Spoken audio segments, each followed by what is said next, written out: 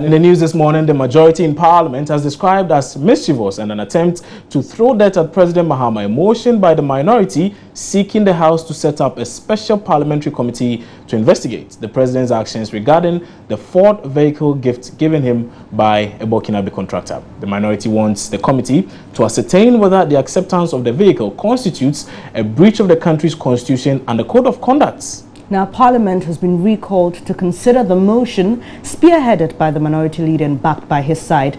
But addressing the media ahead of the meeting today, Majority Leader Alban Bagbin said the move constitutes needless waste of the scarce state resources and the precious time of MPs who are engaged in their constituencies. On the floor of the House. But once, if you recall, Ablakwa and Dr. Omane's case before the Supreme Court was very clear that such matters dealing with conflict of interest and other matters under Article 294 are to be channeled to the Commission on Human Rights and Administrative Justice. And so all of us should be so guided.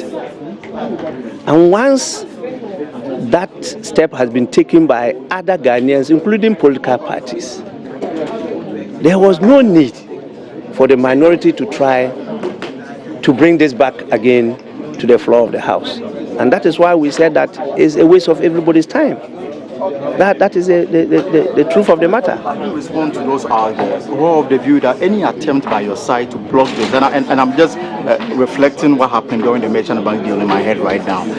An attempt from your side to block it may help your opponent, say that, well, they have something to hide, that's how come they don't want us to move the motion in the first place. How do you respond to that issue?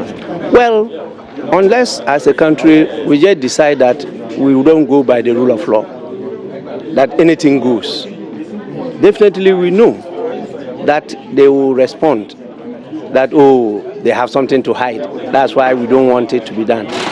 But when you look at the Commission on Human Rights and Administrative Justice and Parliament, which is better placed, which is better resourced, which is better in terms of the human resources, okay, populated to be able to investigate such a matter. Apart from that, we are aware that the Commission has already investigated this matter very far. So what purpose will it serve for Parliament to be establishing, to use their word, a special committee to investigate the same matter? What would be the effect?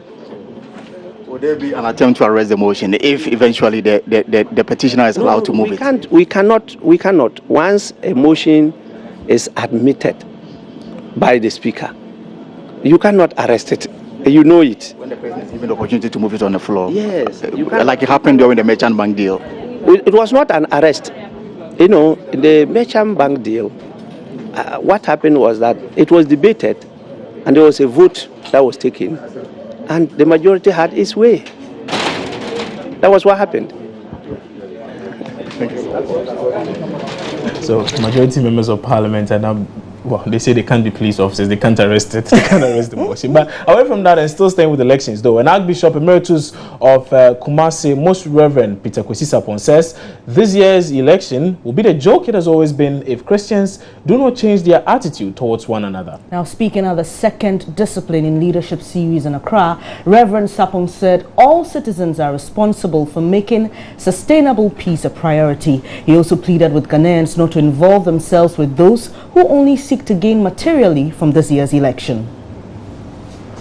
Speaking on the theme Election 2016 and the prospect for sustainable peace, whose responsibility, Most Reverend Peter Kwesi Sapong asked electorates to vote on policies and issues and not on tribal lines. He advised presidential candidates to be God-fearing and prevail on their supporters to stop threatening, intimidating and opposing candidates and rather make a choice before God. Leaders who will respect and not tamper with the laws governing politics. Peace is the fruit of the harmony brought about by men as they strive to attain even more justice politically.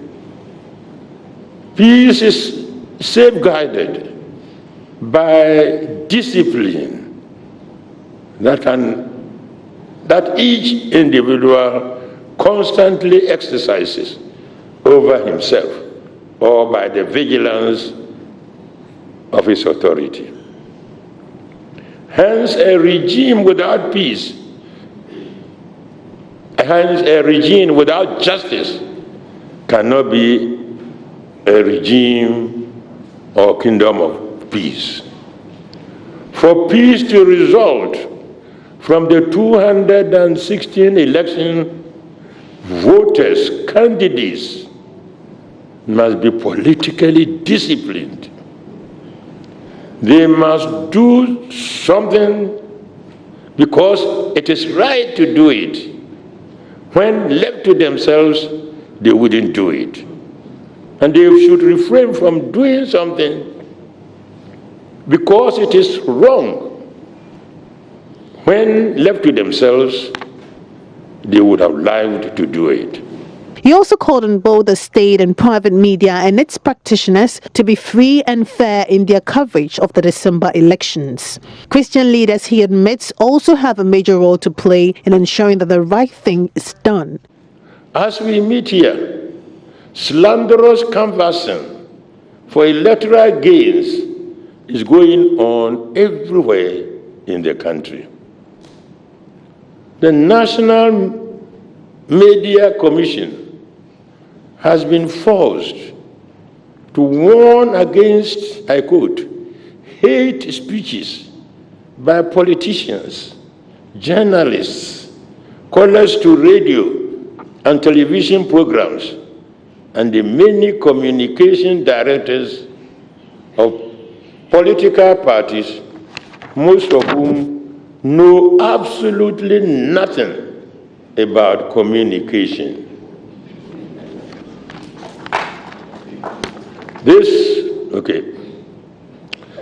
Ladies and gentlemen, judging by what is happening even now, I am afraid that one does not have to be a prophet to foretell that the prospects for sustainable peace in the election 2016. Now, the Coalition of Unemployed Bonded Nurses is suggesting political interference as the reason why the Ministry of Health is reluctant to post its members after completing their mandatory national service. Members of the group of nurses who were trained with state funds say several attempts to get the ministry to resolve their concerns have proven unsuccessful. The coalition on Wednesday staged yet another demonstration here in Accra to draw attention to their situation. The group accused the ministry of rather concerning itself with recruiting unqualified persons to work in the various health facilities under the youth employment program at their expense. According to the group, over 30,000 unqualified persons have been posted to various health facilities while its members, numbering about 82, remain at home. President of the coalition, Aka Blaise, said the group does not trust the ministry's claim of lack of funds, insisting the decision is purely a political one. Seeing that this decision not to post us is a political decision. You tell us you don't have money to post us, but you have the money to post unqualified people. You recruit people under the youth employment who have not gone to any training. The coalition noted since the Nurses and Midwifery Council's admission of an error on their part in omitting the list of nurses from the Family Health Nurses Training College during the processing stage 4 months ago, several petitions to the Health Ministry have remained unattended. The ministry promised us that within 3 to 4 weeks they will do it for us. After a month we didn't hear anything, so we followed up to find out, and they told us they've now forwarded our list to Ministry of Finance for financial clearance for us. It's been 3 weeks after we went on the demonstration and we've still not heard anything from them. All our colleagues that we completed school with, that we finished our national service with, they were posted in June. They've even started working and are receiving their salaries as we are talking now. Some aggrieved members of the group who picketed at the Health Ministry Wednesday say they're frustrated at the silence of the ministry and are demanding an immediate response. Now we are all home, especially me. I'm not doing anything at home. I'll have to sit at home. My parents will go to work, they'll come back, and it's like they're expecting something from you since they took care of you to go to school for like 3 years. They spent all the family money on you, and they're expecting something from you. It's so worrying. With their traveling bags and clothes, their nurses gathered at the health ministry demanding to meet the minister, but were informed neither the minister Alex Segbefia nor the public relations officer Tony Goodman were available. To some security issues now, and some 90 police officers have been reassigned by the Inspector General of Police, John Kudalo. This will be the IGP's 4th reassignment in just 10 months since he was appointed in 2015. In this latest shakeup, ACP Nuhul Hassan Django will now head the Winchi Divisional Command. He was until the new assignment Nima Divisional Police Commander. Superintendent Gladys Impero, who was head of the Osu District Command, has been moved to the Medina District Command.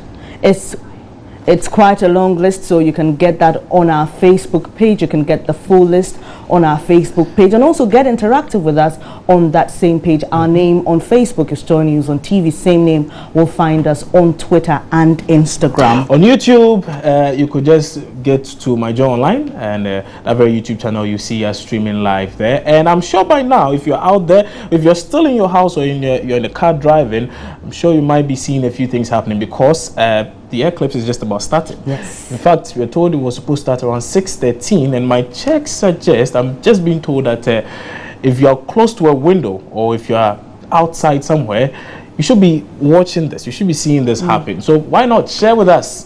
You could just take a short video, right? Yeah, or a selfie of yourself. Yeah, just take a selfie. You could record a short message and just send us to us 0560-800,000, 0560-800,000, and if we can, we'll definitely share it with the rest of the world right here. And you can target my eclipse experience, but don't forget you cannot watch that with your naked eye. You're going to cause some damages to your eyes. So just be sure you have the right shades to wear. We know that there's a specific type of shades that you can view this eclipse with, so just be careful. Don't watch the occurrence with your naked eye. So that'll be it for the news. Time now for us to delve into the online portals and bring you most of the things that are trending on the various online portals right here in the country and also elsewhere. Stay with us.